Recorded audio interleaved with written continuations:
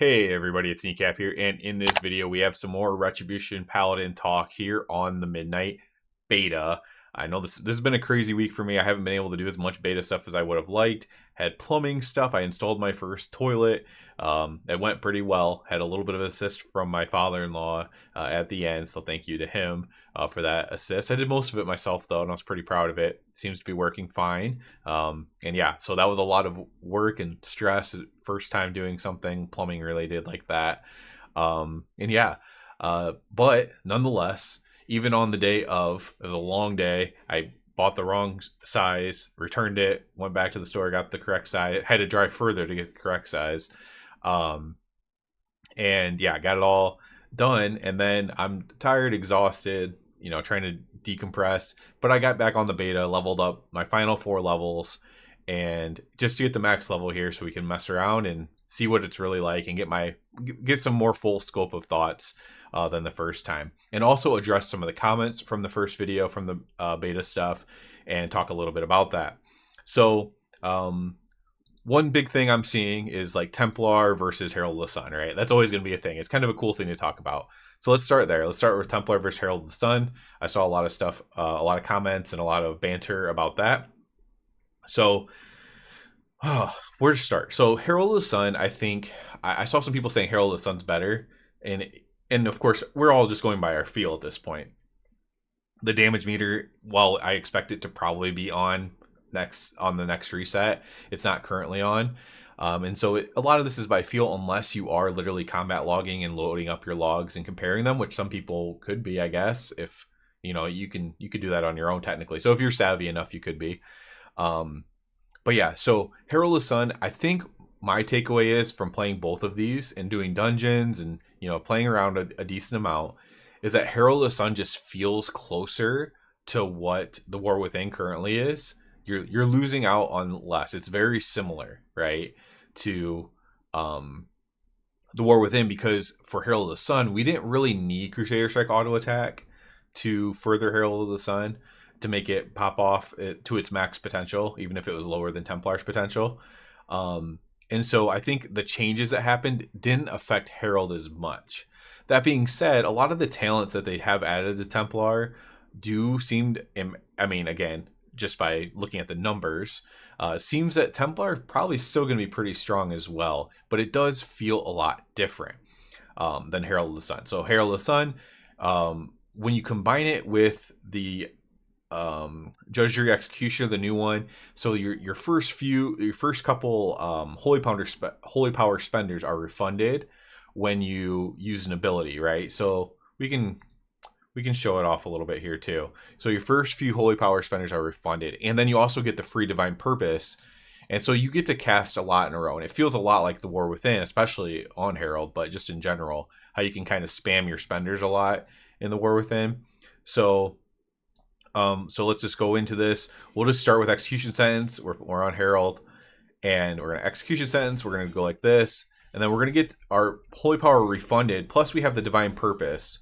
And then if during one of those, our Divine Purpose could proc again as well, right? And so sometimes, so there's a Divine Purpose, but sometimes you might get like 5 or even 6 spenders in a row, whether Divine Storm or Final Verdict, just right in a row, while you're playing Herald, and that makes it feel very similar. And then by the time that's all done, you have a little bit of downtime where you're pressing your builders, and then you're ready for another Wake of Ashes, right, with another Divine Purpose proc from the Herald. And so it feels very similar to the War Within, despite all the changes that have happened. I think that's what people are feeling, and I liked it too. I did my 86 to 90 all as Herald of the Sun. I did a lot of dungeons in there as well, and so I totally get that, and I actually agree with that.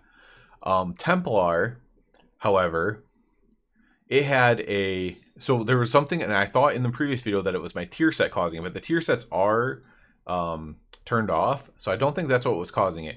What's causing it is this. So this is an interesting thing. I saw this on a comment, so I obviously had to try it out. So watch this. I'm going to press Divine Toll, and it's going to make my Hammer of Light proc. So watch this. So I thought it was my tier set, because the order I do, the order you do your combat in, it kind of lined up with, oh, I have another one now, and it just kind of in my head was like, oh, that must be my tier set one. So I'm going to press Divine Toll and watch my Hammer of Light. My Wake of Ashes is going to change to Hammer of Light here. So I'm not sure what this is, but we're going to speculate a little bit. So right there, boom. Divine Toll. Obviously it procs Divine Hammer. It procs the Resonance, Divine Resonance. My next three judgments are stronger. And then it also procs Hammer of Light for some reason. The only thing I can think of is that either this is something that's not on the tooltip yet, but is supposed to be, or it was something that originally was supposed to happen, but they nerfed it, and they took it off the tooltip, but it's still happening in game. My best guess is that it is linked to Divine Hammer. So what Divine Hammer did previously, right, was it all the ticks of Divine Hammer would give us stacks and we would get more Hammer of Lights. That's kind of what made, you know, Divine Hammer so good with Templar, right? Now they've taken away that interaction, but I'm wondering if I'm so confused actually. Yeah, Divine Toll summons Divine Hammer. So yeah, Divine Toll summons it. So I'm wondering if Divine Hammer is supposed to give us another cast of Hammer of Light, and it's just not on the tooltip. So I'm very curious. That's my speculation. I've looked through all the different talents, all the Divine Toll stuff. I can't see anything that says it's supposed to cast Hammer of Light. I think it's the Divine Hammer.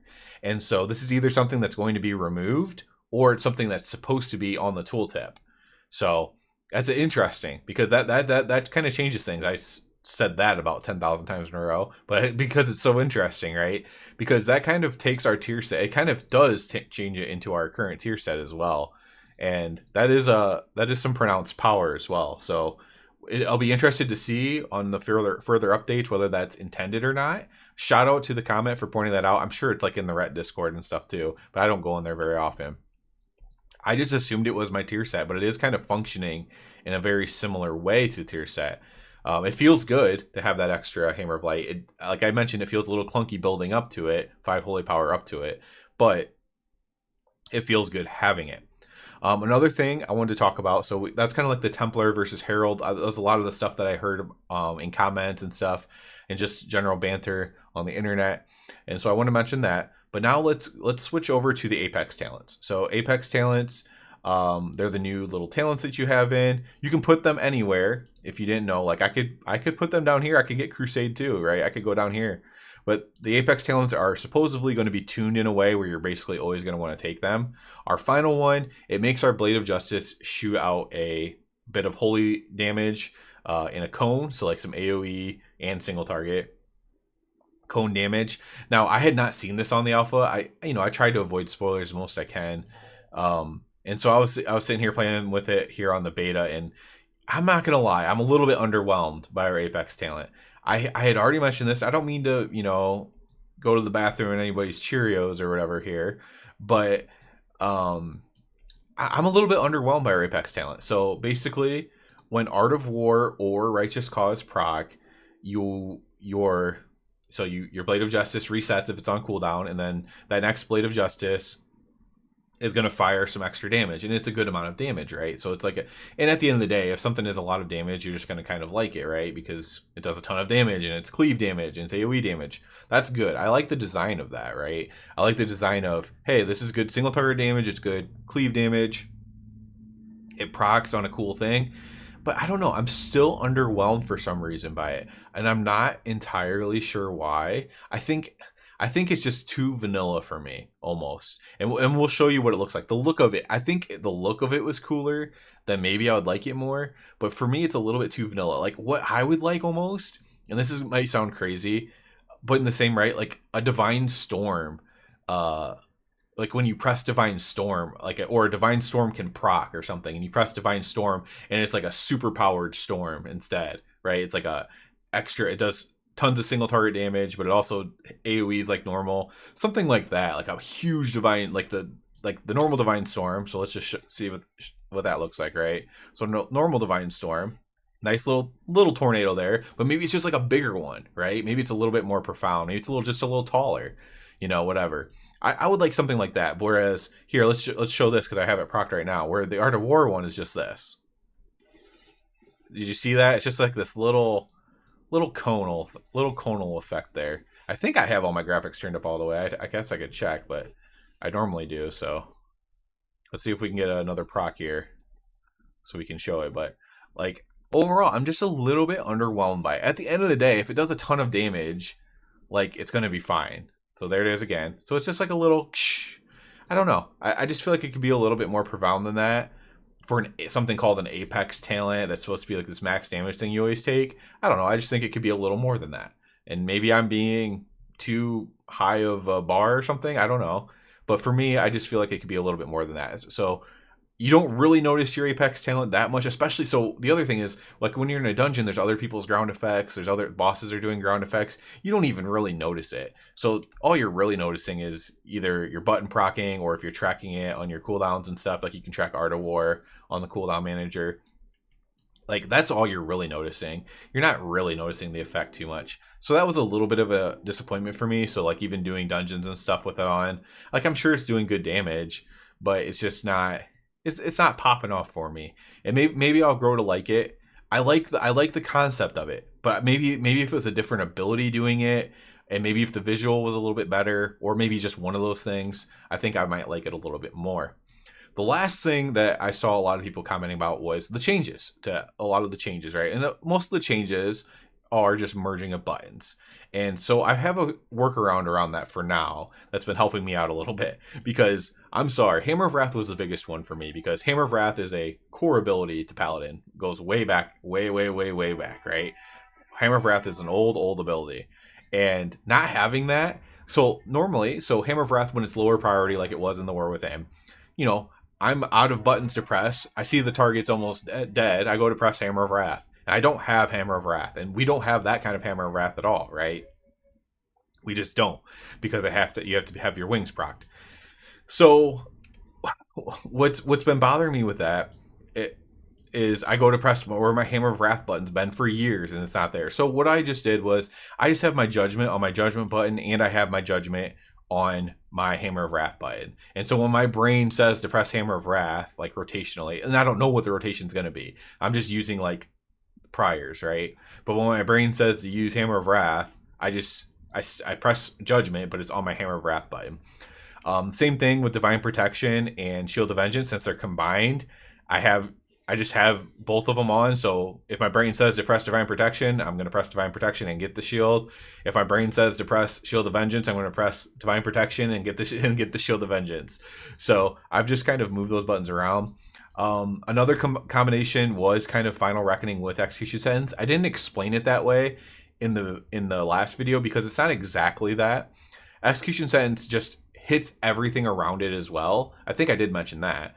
It hits everything close to the target, and then all the damage you deal to any target initially hit. So any target that gets hit by think of Execution Sentence as a splash now. It does a splash damage. Anything hit by that splash, that damage is going to funnel. So like if you're Divine Storming those mobs that were splashed, that damage, or a portion of that damage, is going to funnel into your main target. So it's like a mini funnel. And I made a video saying funnel. A lot of people push back on that, but it is funnel. Whether you think it's a good funnel or bad funnel, it's funnel. That's what it is. And so that's how that works now. So in a way, it combined with Final Reckoning, because it is splashing targets, right? It's not a huge damage on the splash, because the point is to do the funnel, but it is a little bit of a splash damage now. So that is a combination. For me, you could only ever play one of those anyways. So my Execution Sentence and my Final Reckoning button were always on the same button anyways. So that hasn't changed at all for me as far as that goes. So my takeaways, now that I've played more, I've done a lot of dungeons. My takeaways right now, and this is going to change. We're going to be evolving through beta. We're going to be giving updates probably every week and everything like that, right? My takeaways right now is that it feels pretty good overall. I'm a bit lackluster on the talents. Wait, before we get to that, there's a couple more things I need to mention. So Templar strikes. I'm not playing that right now in dungeons. I don't know if that's going to be played in dungeons or not. It's hard to say. There's just not a ton of talents to choose from anyways. Actually, for Templar, I might play it. For Herald of the Sun, so the last 4 levels I've been doing was Herald of the Sun. For Herald of the Sun, I was not playing Templar Strikes. I don't know. I'm not sure how I feel about the way Templar Strikes works or not. I'll have to see the damage for it, the damage breakdown for Templar Strikes, and see how effective of damage it is or something. But I don't know. It feels weird because when you press the first one, you always want to press the second one. I don't like waiting to press the second one if I don't have to. I like to just kind of press them both at the same time. But then it just feels like you're just pressing 2 Crusader Strikes. I don't know. I have mixed feelings about that. But what I did want to mention real quick before I get to my final thoughts here was Herald of the Sun. Blessing of Anshi is like the biggest cool thing of Herald of the Sun in my opinion, or Ansha or whatever, however you pronounce it. All right, here, Blessing of Ansha. So what that is your damage and healing overtime effects have a chance to increase the damage of your next judgment. Oh, it is by your next judgment. Okay, so let me make sure of something real quick. Let me make sure it's working properly. I think it is. So let's get a Blessing of Anshi proc here. Because this is either throwing me off just my own mental of it, or it's actually bugged. Let me see. Let's get a Blessing of Anshi proc. Blessing of Anshi. So, okay. Thank goodness. Okay. So, it doesn't light up or anything. Okay. So, that could be an issue, maybe. Maybe the judgment should light up when it procs. So, the way it worked before, right, was that it was your Hammer of Wrath, but now your judgment is your Hammer of Wrath. And when you're in your wings, it's still very, very evident.